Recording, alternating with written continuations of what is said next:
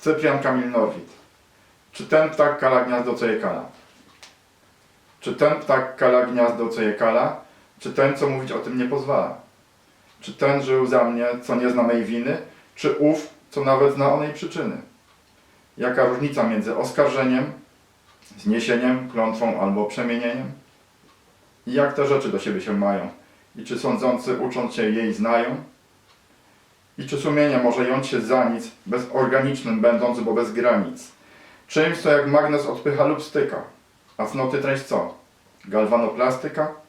A ja co wtedy będzie? A praktyka czym? Tu odpowiedź w pukaniu stolika.